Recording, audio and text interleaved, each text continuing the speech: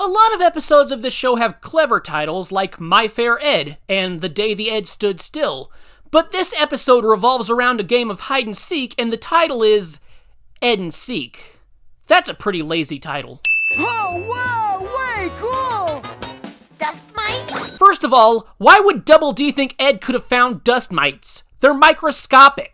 Second of all, why would Double D get excited about dust mites? They cause allergies. At this point, I've lost count of how many times a character breaks into another person's house on this show. It happens a lot. And yet Sarah hides in her own house. Dumbass. Can we play, Sarah? Please, let us play, Sarah. In order to join a game of hide and seek, you have to ask every player if you can play, not just the person that's it. Why does Naz look so happy? Is she getting some pleasure from sitting on Ed's neck? All right, you can play. But you have to be it. You can play? You have to be it? There's 3 of them. These kids need to go back to school. Also, did it cross any of these kids' minds that if they made all 3 Eds it, that they could split up and find them faster?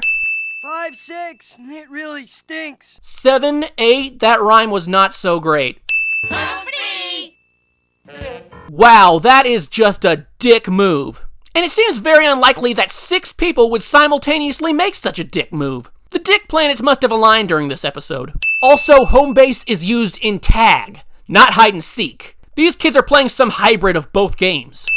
Well, they just killed a tree. The funny thing is that Double D doesn't give a Before they started playing, Ed was able to find all the hiding kids with no trouble whatsoever. Now, he can't find any without Double D making heat-seeking goggles.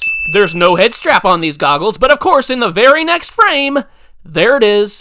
Is the tree flat now?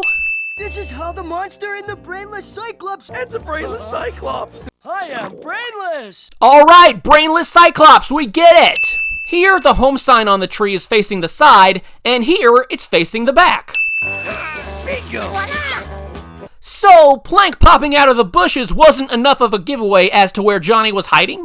Poor Naz. Apparently she's just not good enough to be in the capturing montage. Yeah! We're winning! We're winning! And your mouths aren't moving when you talk, but yeah, you're winning. You'll never find us. Well, Jimmy's the one who's it, so these kids have no need to find you. If this is set in the summertime, where would Eddy get a heart-shaped box of chocolates? If they were left over from Valentine's Day, surely they would have gone bad by now. Also, how do you pronounce this? FVDGE? Oh, now it says fudge. I was starting to think FVDGE was some gluten-free alternative to fudge or something. Pop? Referring to soda as pop, even though you're not 6 or from a rural area. When Double D gets sprayed by the soda, he's covered in brown liquid, but when Eddy gets sprayed, he's covered in blue liquid. Oh, a smart guy. Only when you're around, Eddy. What about when Ed's around? Are you stupid then? I worked at a movie theater for 3 years in high school. If there's anything I learned from those 3 terrible years, it's that certainly this popcorn would have spilled out of this tub. Hey, put your retainer back on. That's better. A redundant question, but where is Double D in this fish tank? To think all the other cartoons at the time, being produced by Hanna-Barbera, could have a Flintstones or Scooby-Doo cameo, but Ed, Edd n Eddy has to settle for some fictional cartoon like The Glippo Show. That's a rotten shame. Ed, Edd n Eddy is worth it.